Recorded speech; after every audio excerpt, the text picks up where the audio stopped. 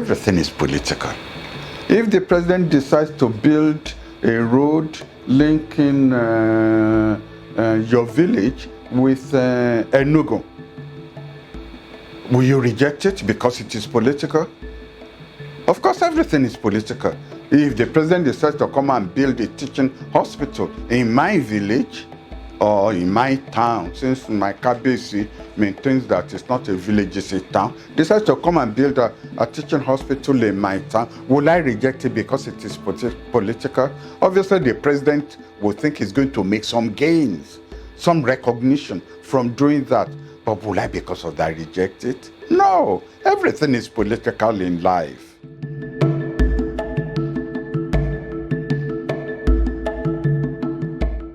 No, I am not satisfied with the progress that we have made since the return to...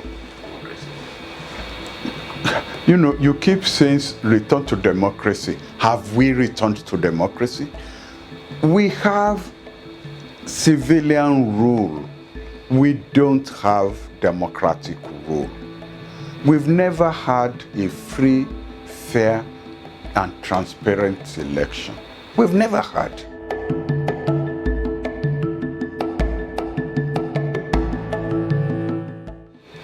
I am not satisfied with the lack of progress in the past 20 years in the area of infrastructural development. The condition of our roads, in the area of production of electricity, generation of power, in the area of industrial growth, in the area of health, the condition of our health facilities, in the area of education, whether tertiary, secondary, or even primary, in our health facilities, all these indices of social development, we, according to United Nations report, we have gone backwards. Since 1999, we haven't gone forwards. So I'm not satisfied.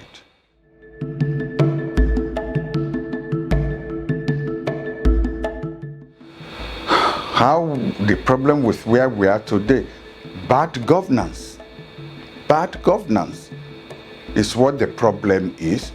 Government has not addressed what it should have addressed. I'm not talking about the Buhari government. We are talking about government from 1999. It has not, the governments have not addressed the issues they should have addressed. All these issues that I have itemized, they haven't addressed them.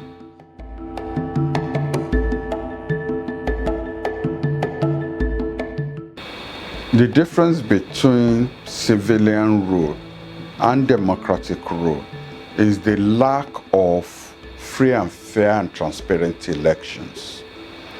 Yes, thank God we've kept the boys in khaki out for 20 years, but we have not had a free, fair, and transparent elections. Apart from the Jonathan election, the last one against Buhari, every presidential election we've had has been determined by the Supreme Court. Yes, I concede that the judiciary has a way or has a role to play in conflict resolution, in electoral resolution of conflicts. I agree. But when every election of every president, every governor, every senator, every member of the House of Rep, when each of those elections is determined by the judiciary, then there is something wrong with our electoral system. I served as a member of the Electoral Reform Committee set up by Yaradua and headed by Justice Waves, who was our former Chief Justice of Nigeria. So I know what I'm talking about. Yar'Adua himself confessed to us when he set us up that his election was not free and fair, that he actually didn't win that election. He confessed to us, and that the purpose of setting us up was he wanted Nigeria from then on to have free, fair, transparent, and open elections. Unfortunately, the state of his health did not allow him to squash the pressure from the PDP to reject that report. Well, they didn't reject it, they just buried it. They just buried the waste report. Most of what the PDP suffered in this 2019 election, if they had implemented that report, they or any other party would have been protected from it. But sheer arrogance of power, they thought they would be in power for 50 years. And so they buried that report. It's only when a free, fair, transparent, open election leads to election of civilians that you could say we have democratic rule. But until then, it's just civilian rule we have. Maybe half a loaf of bread is better than none.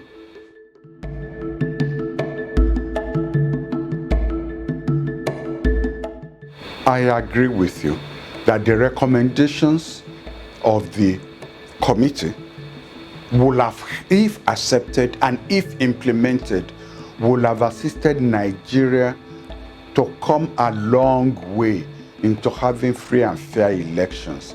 I think it's a matter of regret. And it pains me, and I think it should pain all Nigerians, because today you may be the victor, tomorrow you may be the victim of these shenanigans that we have in the electoral system. But one will simply take solace in the fact that life goes on. Life does not end. You don't measure life in terms of 5 years, 10 years, 15 years. Sooner or later, Nigeria will reach that goal of having free and fair elections. In other parts of Africa, they have learned their lesson.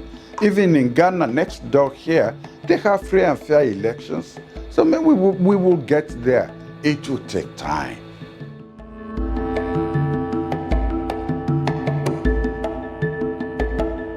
Yes, we did.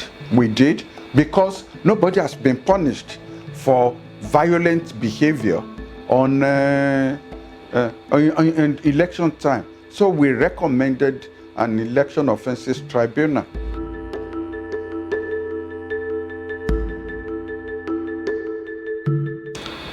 If I can remember, it was a revolutionary report.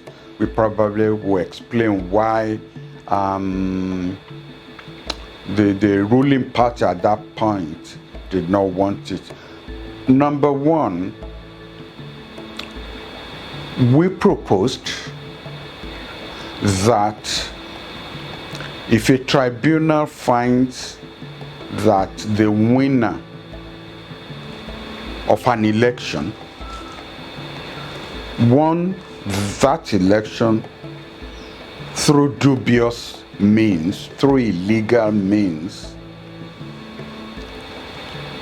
as part of annulling that election, it should ban the dubious winner from contesting any election for the next 5 to 10 years.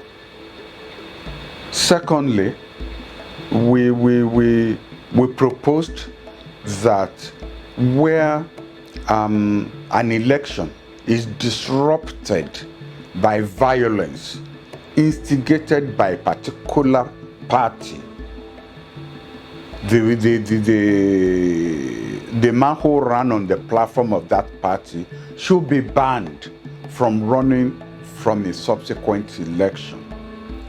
We proposed that where the challenger of the outcome of an election is found, his grounds for challenging the election are found to be of no substance, he should pay the legal fees of the man he has just challenged. This is just to make sure that there are no frivolous challenges to election results. We proposed that nobody should be sworn into office where there is still a case before a tribunal, so that he doesn't use government funds to defend his own course of action. We proposed, for example, that the youth and women should have a fixed percentage of party posts, as well as when they are running for election, a percentage should be reserved for the youth and for women. We proposed a form of proportional representation rather than winner takes all, so that way, I mean, it's not really fair for somebody who's won a party that has won 45% of an election to have zero representation in parliament. We propose that you share parliamentary seats based. So these were the kind of things that that we addressed. I'm not sure of what our position was on electronic voting. I'm not sure. I know we debated it, very hot debate. I'm not sure. We also proposed that nomination of chairman and members of the INEC should be by the NJC in making recommendations to the president, who will then forward the recommendations to the Senate. And we also proposed, yes, I mustn't forget this, we also proposed that in removing the chairman of INEC or removing the Inspector General of Police, can I back off? That in nominating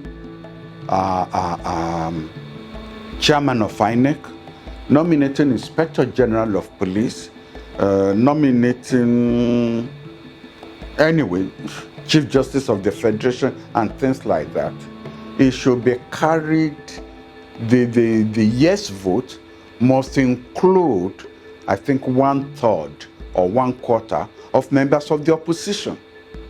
It must be part of the yes vote. Of course, somebody then said, well, supposing they've bribed the 1/3 or 1/4 of members of the opposition, oh, well then, tough luck. You can't do better than that.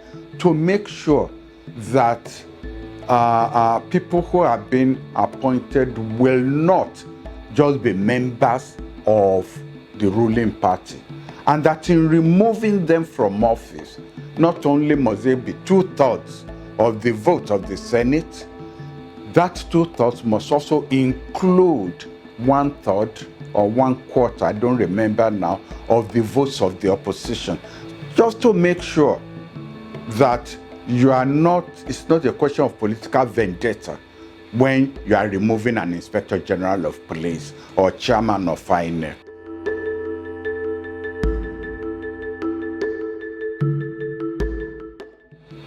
I wrote a letter asking the military to take over when Ernest Shonekan was in power, because June 12 had been annulled. Civil society went to court, High Court in Lagos. They got a judgment declaring that the Ernest Shonekan's regime or government was illegal and unconstitutional, and that its appointment was null and void. Don't forget that it was the military that simply appointed the Ernest Shonekan's government. It was not the result of an election. So, the Shonekan's government did not appeal the judgment. and they did not resign. So that's why I then wrote a letter to the head of the military that you put this government there. A court has declared it unconstitutional, null and void. Remove the government and let us have civilian rule. That's what I did. Anybody, if it wants, could read any motive, any other selfish motive. And incidentally, my brother had left the military by that time. So it wouldn't have benefited him. And I wasn't in the military, so it would not have benefited me.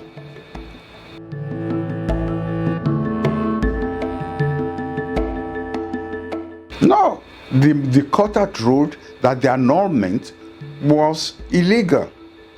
So, again, we are back to 1 + 2 = 3. If the court has ruled that the annulment was illegal and that what you put in its place was unconstitutional, you go them to status quo ante, isn't it? You see, there are different ways of skinning a cat. Isn't that what people say? There are different ways of skinning a cat. Without saying so in so many, the problem with us in Nigeria is we want everything to be spelled out. So, we must say 1 + 2 = 3. Now we know that you mean 3. If you just say 1 + 2 and you stop there, then what do you mean? You know, you didn't say 3 now. Why must everything be simplistic, elementary? If the court has ruled that what you did is illegal and what to replace it with is unconstitutional, then what?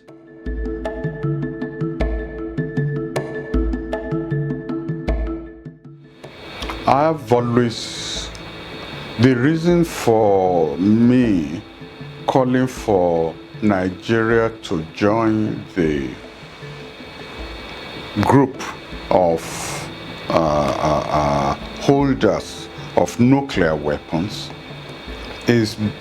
arises from my conviction that we were conquered and we were enslaved, not because our culture was inferior to the culture of the Europeans, but because their weapons were superior to our weapons. Somebody once asked Lord Lugard, how did you manage to conquer this vast area called Nigeria? And he said, we had the magazine guns, they didn't. They came here with guns, we were still shooting with arrows. So, and that cost us heavily. We still have not got over the enslavement of Africa. So to that extent, I didn't want that gap between their power capability and our power capability to continue to put us at a disadvantage. Incidentally, I'm not the only one who held that view. Professor Ali Masri, in fact, talked about the democratization of nuclear weapons. He even put it, if you like, more directly than I did when he talked about white nuclear weapons, yellow nuclear weapons in the hands of China. And he said then there must also be nuclear weapons in the hands of the black people. So, and that's my consideration. That was what was behind my mind. And since then,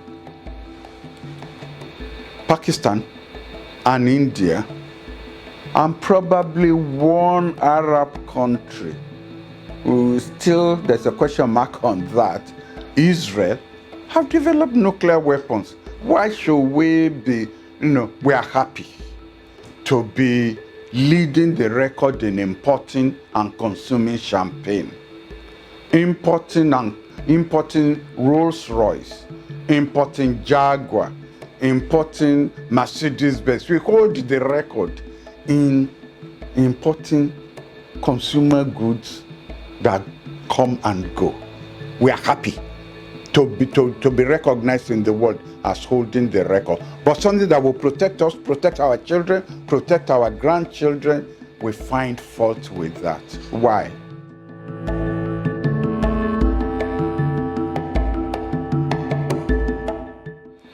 Where there's a will, there is a way. If you want to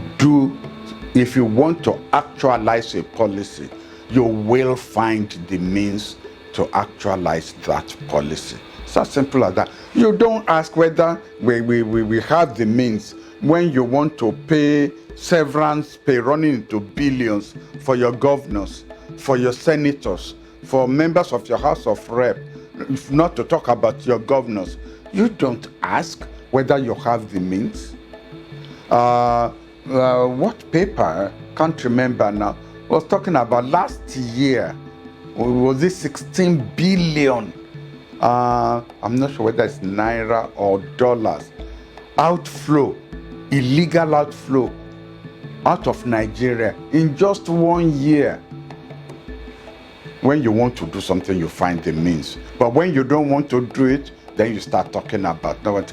If tomorrow you get a government like the Murtala Mohammed government, and it wants to ban generators overnight, you can be sure NEPA or PHCN will start working probably within 6 months. Okay. It's the will that has to be there.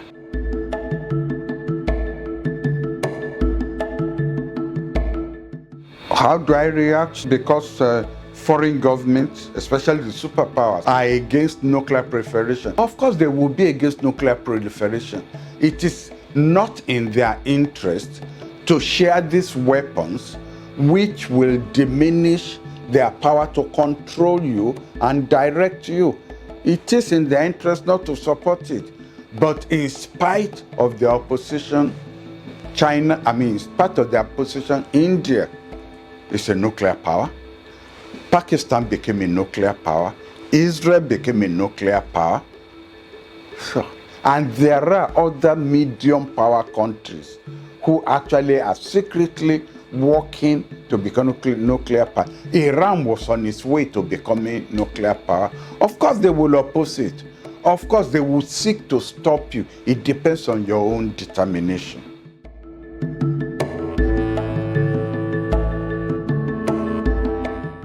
I won't answer that question.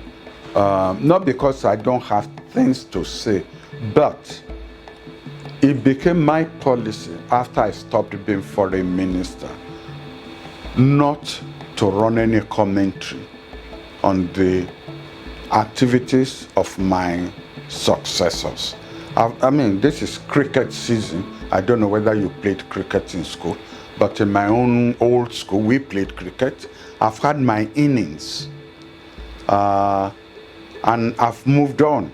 Let others have their own turn at making runs and do their best. But I don't think it's proper, I don't think it's right for anybody who has occupied a particular seat to run commentaries on the activities of his successor on that seat. Be a gentleman, move on, have a life.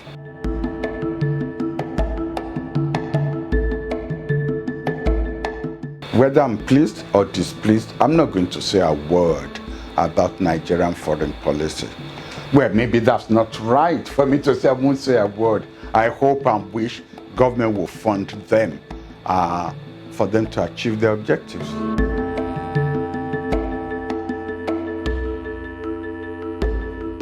What's my position on state police? Yes. The reason I'm being hesitant is I don't want to confuse the recommendations of the Electoral Reform Commission with the recommendations of the 2014 National Conference, of which I was again. I'm getting old. My position, I'm rather conflicted, honestly. The honest truth is there. I'm rather conflicted about the state police. Originally, I was against state police because I have fears about the level of integrity and decency of our state governors. From what I have seen, from what I've seen in every election at the state level, there are governors who will have used the state police to decapitate the heads of their opposition leaders, the opposition leaders in their country. That's why each one, in fact, we have state police now in any case. Each governor has his own militia, apart from maybe, well, don't let me mention states. They have their militia, which they have used, and you know it, in fights against, whether it's the Nigerian police or against the military.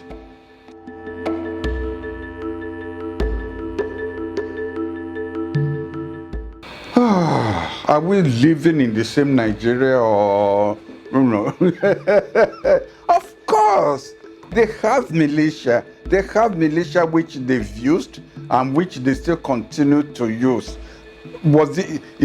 I read it in the paper just today, or was it yesterday, that a particular governor from one of the southwest states, on leaving office, handed over an armored personnel carrier and then so many pieces of AK-47 to the commissioner of police of that state, that this was something I had hidden all the years I was in government, and that if I had wanted to take over the state by force, I would have taken it over by force. It's in the newspapers. I won't mention his name.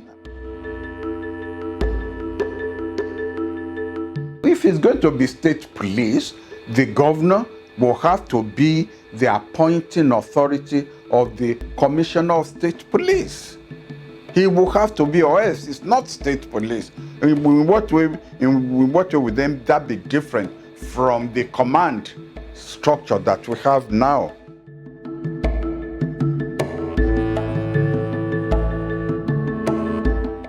I am alarmed. I feel bad because this is not a country I grew in. I'm 77 and a half, and I have a long memory of a country that was once at peace with itself. Yes, I mean, if we were all saints, we wouldn't have policemen and we wouldn't have prisons. But it was on such a minor scale, you know, at that time. And then gradually, things fell apart. Gradually, it was no longer a country of peace. And now it's got to this stage where I can't, for the life of me, believe that this is the same Nigeria that 10 years ago, or maybe 20 years ago,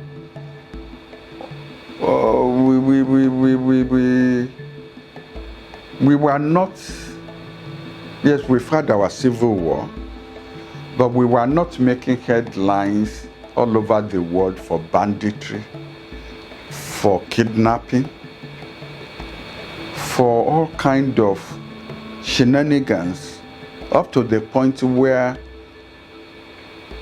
before we could say Nigerian parts were tied together with iron rods, and now we are tied. Then gradually we were tied together with what do you call this? The one with ordinary thread, and now we are not even tied together. Surely we are going to pieces, and that is frightening, because we are 130 million or so. It can only spell one thing: disaster for Nigeria, for West Africa, and for Africa itself.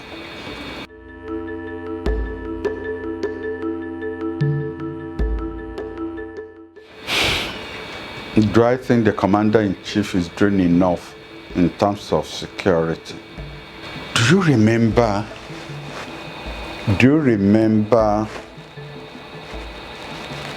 that chapter in the Bible when John the Baptist sent his disciples to Jesus Christ and said, "Are you the one we're expecting, or are we expecting another one?" And Jesus said, "Go and tell him what you've seen. The blind see, the deaf hear, the lame walk." So, if all is well in the country, will you be asking me these questions? Would you? Why will you be asking me obvious questions when you know the answer?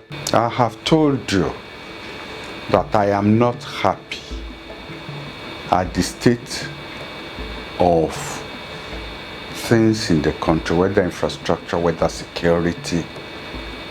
I've told you I'm not happy. I have told you that there was once a nation where there was peace, where children could walk to school, and where there was fellowship. And I'm telling you now that 2019 Nigeria, there is no longer that country. So what more do you want me to say? My 1 plus 3 is going to be equals 4. So if you say 4 and I say 1 plus 3, we mean the same thing. In fact, from all that I have said all throughout this program, what I see and what I hear and what I think.